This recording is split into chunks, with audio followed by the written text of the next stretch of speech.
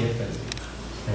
阿美族有一个很特别的那个社会组织啊，现在还有，就是按照年龄阶层啊，就会就是五年，都兰部落是以5年为一个单位，就是15岁到20岁这样一个阶层，20岁到25岁一个阶层，它是像一个班级一样，就把这个班级来组织整个部落的男生的架构，然后这群人要成年的时候，他会给他们一个名字。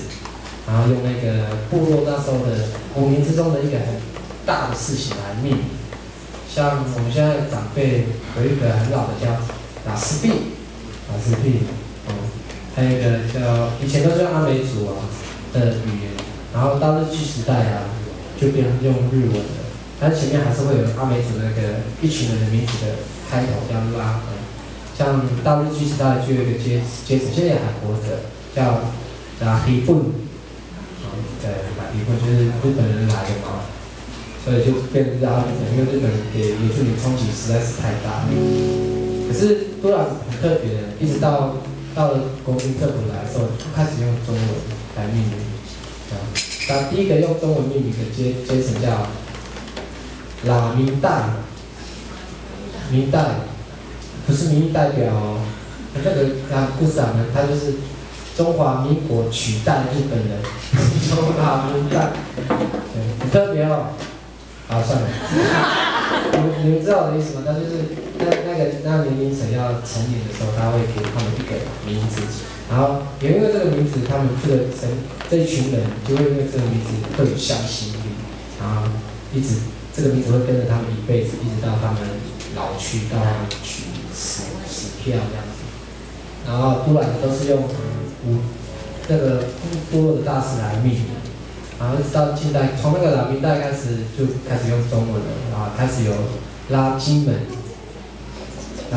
因为金门83炮战的时候，炮战的时候抓了很多部落的年轻人去打仗，那个时候，然后拉金门后面还有一个叫拉金马。不是金马奖，是那个金马号通车经过都兰部落，然后部落人觉得哇，这是什么？就是金马号然后那个时候那5年成年的年轻人就叫拉金马。当然还有一些比较特别的事情，像拉船广，对，在民国60几年的时候，因为60几年吧，就是因为50几年，因为我忘记了。就是那时候台湾第一个在罗马奥运拿到奖牌的，刚好是阿美族杨传广，而且杨传广的名字还在台中市还有一条传广的名字，很酷，这个蛮特别的。然后开始有用人语的，于是有拉金国，就是蒋经国先生来到台东，部落的长老觉得很开始觉得这个事情很重大，因为总统。以前戒严时期的时候，其实原住民处在一个很尴尬的年代，然后总统来是件很恐怖又很伟大的事情。那个时候，于是用那个名字来命名。开始部落的人接触外界的世界，你看到这些名字，就知道，等于是一个部落的历史。但其中也有几个阶级的名字也蛮特别的，像我们上面的阶级啊，叫拉监察。监察委员的监察，为什么会有大监察？因为监察委员总算有一个是原住民，这样合理啊。然后我们下面一个叫拉立委，因为我们部落的有人写上立法委员。突然变成这几，你就看到这上面的5年跟下面的5年很关注台湾的政治，拉立委。我的阶级名字叫拉千禧。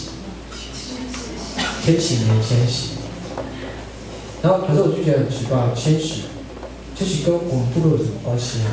你说监察委员还是立法委员，就是至少都是跟原住民有关嘛，对不对？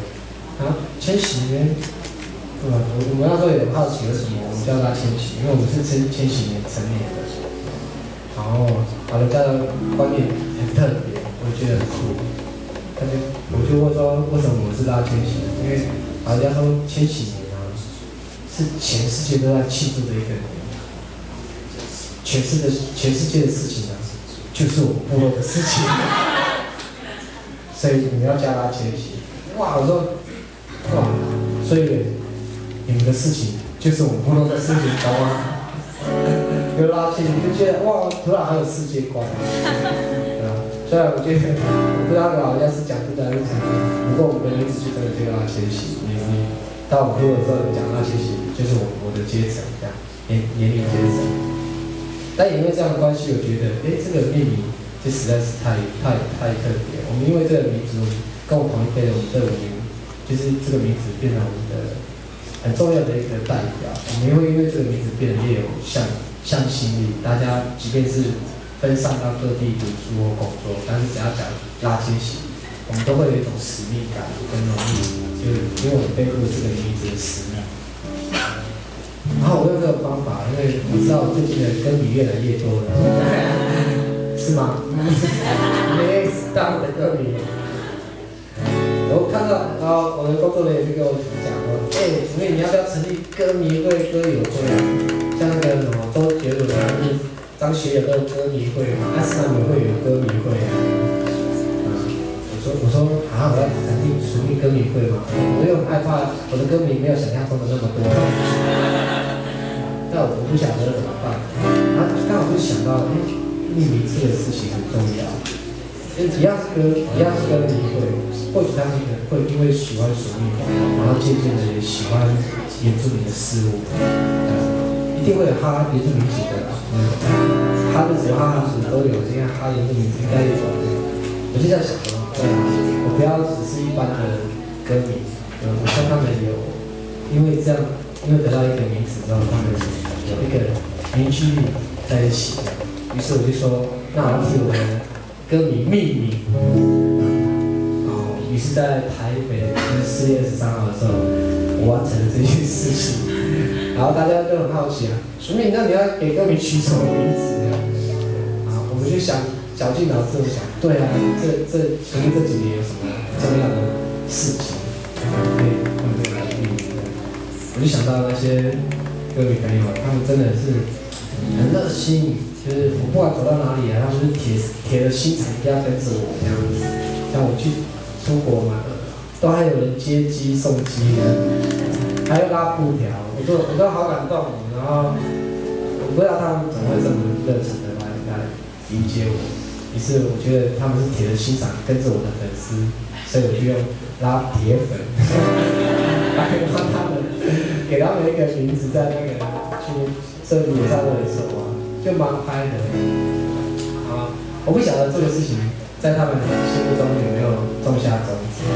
但我也觉得我去年发了一张母语专辑啊，得到很多，我觉得是回馈给我的一些粉丝。像我去年得到金鹰奖的最佳专辑跟最佳现场演唱。我就在台上承诺说，我要煮菜给歌迷吃，因为我觉得他们对我实在太好了，免费的煮菜给歌迷吃。但因为那时候一直想说这要给歌迷吃庆功宴，应该要选一个比较特别的地方，我就选在我自己的部落，而且我能够休息的时间也很少。那时候就选了大年初4，然后在部落里面要给歌迷吃。那时候一直在怀疑选这个时间好像不太对。过年花东部落住花莲的应该知道，过年火车票超难买，怎么可能会有人吃食物的主菜，然后来去我那边？结果大年初4网络上报名啊，就100多个人。我说真的假的？这些人真的会来吗？真的会来到都兰大年初，网上报名100多个。本来想说只有10几20个，然后我可以做那种很像法式料理很大的盘子，两个光牛料跟你 hello 这样子。你最近在做什么？在吃很高级的原住民料理有没有？对啊，我本来是这样想象啊，就是坐在一个烛光晚餐一样，瑞在招待有没有瑞？韩国明星有没有这样一起？我本来是以为这样可以了，100多个怎么办呢？很紧张，就叫我妈妈去帮我准备原住民的料理啊。然后，可是实际上那边到了200多位，惨了，根本不能像那法国料理那样，我就看到署名，还在拿那个在做馒头的大锅炒的这样，点都不帅，就是炒菜，炒原住民料理给我的歌迷吃，然后又是过年，你知道吗？搞到那个游民拿来吃我，然后一个狼狈的原住民青年在那边炒菜，200多位，你知道吗？有够夸张的啦，这些人都把我们台东火车票都订走了。那真的你就知道，我那时候就发觉，就是这群听众群真的很不一样，他们真的很喜欢原住民事情，然后我也乐意跟他们分享我生命中经过了很多有趣的事情。然后我妈妈就那时候她也买了很多那个野菜啊，就请很多人帮忙，而且那些野菜都是很复杂的功夫菜，就是要剥皮啊，还有泡水啊什么，都要，而且怕大家吃不习惯嘛。还要故意加一点蒜头、辣椒，还把这样搞得像热炒一样，就是炒一个很狼狈，然后但是这个事情经历之后，我就觉得我得到一些不一样的朋友的支持，决定要给他们一个名字，这样，于是就有一个拉铁粉，你们看到的这个就是拉铁粉的 T 恤啊。然后，但有了一个名字，那我不晓得接下来会怎么样。那如果可以的话，我欢迎各位朋友，就是你们可以穿拉铁粉的衣服到我们部落，成为一个阶层。你就自己就大家讲好自己穿。我们今年公益期是7月15号到7月17号，然后刚好这次又入围金曲奖嘛，对，下个礼拜就要颁奖了，6月18号。如果你们来不及去台北，就是帮我拉布条的话，你在台视这样锁定频道。我会穿很帅走星光大道，没有那么狼狈。最近在减肥，要不然我拍小的脸应该很像本垒板吧，都是打棒球的脸这样。就看看吧。如果真的，因为去年是得奖之后说要韭菜跟美食，我们再玩一次好不好？可是如果随便得金曲奖的时候，煮菜吗？还是什么？你们想要吃什么？炒瓜子。又是瓜牛，哪有那么多瓜牛？